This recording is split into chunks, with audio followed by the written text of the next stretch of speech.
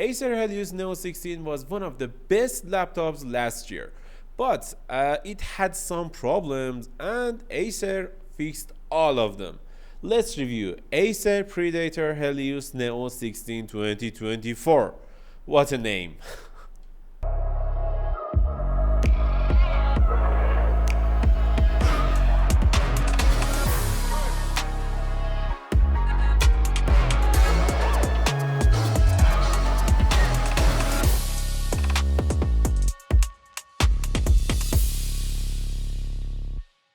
The overall laptop and the quality is like last year, but there is a lot of improvements here, like the design, like fan noise and other things. Before starting the video, please consider subscribing to our YouTube channel and ring the bell icon so you won't miss our next videos. Let's start with the body and chassis design. The design is more subtle, it's more minimalistic, and also it has a little nerdy side to it, like in the butt of the laptop, and I just like this translucent design on the butt of this laptop. I like it, and I can say it is one of the most beautiful laptops under 1500 bucks, and it just feels right to have this laptop with this design. The build quality is good. It has plastic shell and aluminum lid, and I can say I like it, and the hinge is good. But the only problem in the build quality side is with the weight. It weighs around 2.6 kilograms for the laptop and 3.8 kilograms with the charger in the box. And it is just huge and it is just heavy.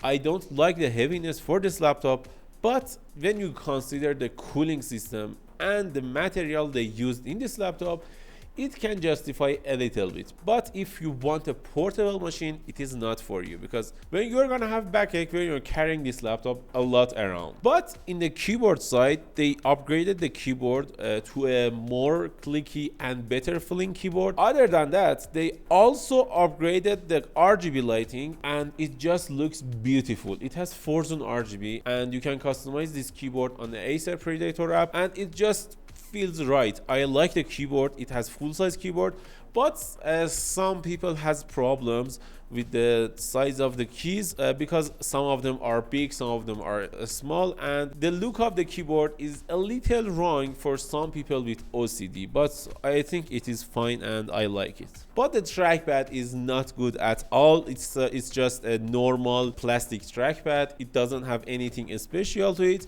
but it gets the job done. And with this amount of USB ports on this laptop, you're gonna have a USB mice anyways. As for the ports, this laptop has 5 USB ports. 3 USB Type A, 2 USB Type C ports. The 2 USB Type C ports support Thunderbolt 4. 3 USB Type A ports with 10 gigabits speed on 2 of them, and the third one supports 5 gigabits per second, which is nice. I like these USB ports and these amounts of ports on this laptop, and it is just good. This is the thing I wanted. But I have a problem with the position of USB Type-C ports. Why? Because they placed RJ45 on the left and Type-C ports on the back. I'm using my Type-C ports a lot, and because of that, I need to see them and use them. And RJ45 is a huge port, and it is not beautiful to have it on your eyes. You can cable manage your laptop and your setup easily when you have RJ45, HDMI port, and your charging port on the back. And it is easier to work with a laptop with these huge ports on the back. But Acer decided to put USB on the back and RJ45 on the left. I don't know why, but the beautiful thing is this laptop supports 2.5 gigabits per second speed on RJ45 port and HDMI 2.1 at 4K 144 Hz on the HDMI port, which is beautiful. And we have one more port, a micro SD card, which is a useless port, but good to have it, I can say. We also have Kingston tone lock and audio combo jack, which can output good audio quality easily for you. I like the audio output out of this port. Overall, I can say I love the design and this part of this laptop, and all I can say, the only problem with it is too heavy, at least for me. and because of that I will take one score and give it a 9 out of 10 score. This laptop feels right. Okay, let's talk about a screen. The screen on this laptop is just perfect. I like it. There are three variants for this laptop. One has FHD plus 165Hz display. The second one we have here has 2.5K resolution, 165Hz 16-inch screen, which is amazing. And we have it right here. It is good. It has good color accuracy. It has 500 nits of brightness, and I just like it. And the other variant has 2.5K 240 Hz, more than 500 nits of brightness, which is good. And that variant is one of the best displays we've ever seen in a laptop with IPS panel. But the model we have right here is one of the best too. Why? Because it has 100% of sRGB, 85% of Adobe RGB, and all of it is just looks good. And you can easily edit your videos, edit your photos, do your gaming and other stuff in this laptop and be happy with it. I just like it. It is one of the best screens, I think, under $1,500, and it is lovely. Overall, for this section, because of the 500 nits of brightness, 100% sRGB, and 16-inch screen, I can easily, and also 165 Hz refresh rate, I can easily give this IPS panel a 9 out of 10 score. It is just nice to look at. As for the performance, this model right here has an Intel Core i9-14900HX processor. It has 24 cores, along with NVIDIA RTX 4060 with 8 GB of VRAM and 140 watts of TGP. This laptop has many other variants with better graphics or lower CPUs, like 4700HX processor, like NVIDIA RTX 4070 or 4080, but this laptop can handle all of them easily without any problem, and I like it. Also, the model we have right here has 32 GB of RAM with 5600 MHz speed and 2 SSD slots and a 1TB PCIe Gen 4 SSD with good and nice speed. We tested different benchmarks, apps and games on this laptop, and I gotta say the results to you now. In Cinebench R23 we got nice results. We got almost 2500 scores in this laptop, and it is one of the acceptable scores for 4900HX processor, and I expected more. Why? Because the cooling system on this laptop is just phenomenal. Why? The CPU has liquid metal on it for better heat dissipation, and this laptop with liquid metal on the CPU should have given to us better scores, at least in Cinebench R23 CPU test, and 25,000 is just okay for this laptop. We also tested Cinebench 2024 in 3 different scenarios: single core, multi-core and GPU test. In single and multi-core we got okay results, better than normal, I think.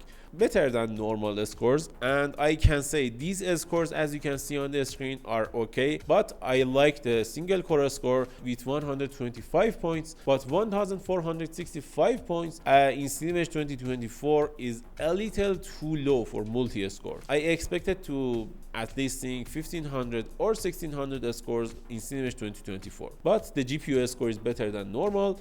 And as you can see on the screen, compared to competition, this is one of the best laptops in terms of GPU performance. We also tested Geekbench 6 in this machine, and in Geekbench 6, as you can see on the screen, the score is good, and I can say it is acceptable and I like it. We also tested Time Spy to see how well it can perform in 3D applications and games, and in Time Spy we got more than 11,000 scores, which is good, and I can say it can perform really well in any games or 3D applications. We also tested content creation workflows like Adobe Premiere and Adobe After Effects. In Adobe Premiere we got 4 minutes and 41 seconds, which is so much like other competitors in the market, and it is a nice score.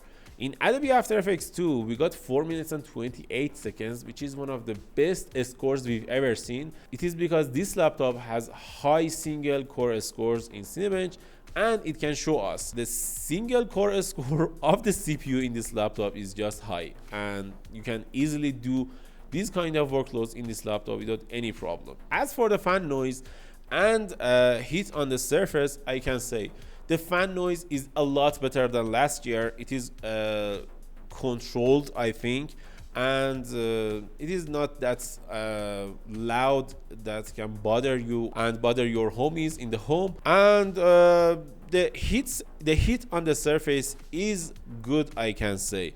Why? Because the keyboard deck is plastic and the heat can't bother your fingers. I can say the top of the keyboard will get a lot hotter than you think, but it is because of the heat sinks on top of the keyboard and on the back of the laptop.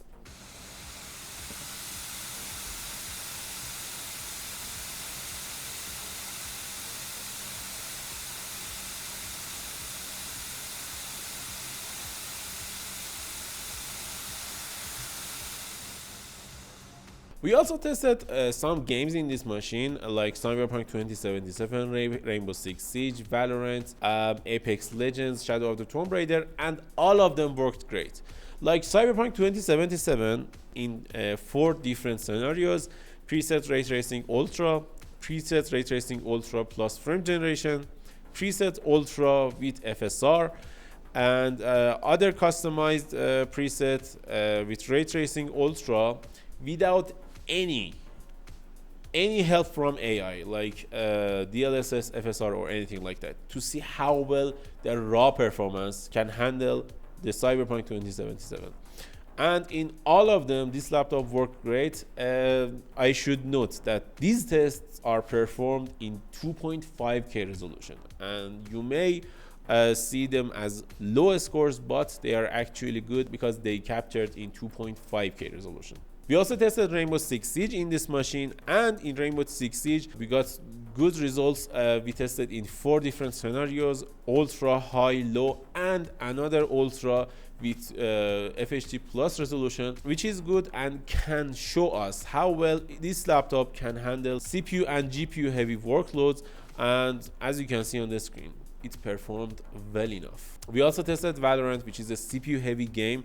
In Valorant, we got around 600 FPS at max, which is one of the highest numbers we've ever seen on a 2.5K screen, which is just insane. We also tested Apex Legends, which is a GPU heavy esports game. And in Apex Legends, we tested this laptop in ultra and low presets, and the performance was just absolutely perfect. I like it. It is one of the highest numbers I've ever seen on a 4060 laptop, on a gaming laptop. We also tested Shadow of the Tomb Raider in 2 different scenarios, in 2.5K resolution and FHD plus resolution, and in 2.5K we got 80 FPS, in FHD plus resolution we got 124, which is good. Beautiful. For the performance part, I can say I was almost happy with the performance for this machine, and I can give this laptop an 8 out of 10, but I want to be easy on it, and because of that I can give it a 9 out of 10, because the cooling system was just phenomenal, and because of that I can give this a little extra scores. And let's talk about speakers, webcam, and battery life. Speakers on this machine was good, I can say I like it, but anyway, with 50 bucks or 50 or 40 or 50 bucks, with 40 or 50 bucks you can buy an external Bluetooth speaker and listen to any music you want. But it is okay for watching movies, playing some games, or watching a YouTube video. For that kind of things, the speaker is pretty good.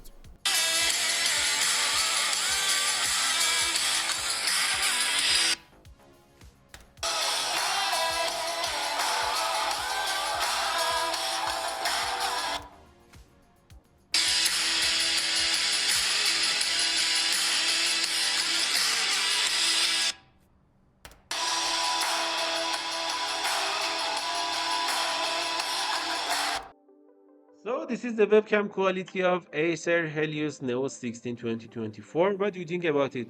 It has a 1080p webcam, which is nice, and I can say I really like the quality of this webcam. And what do you think about the mic quality? Tell us in the comments below.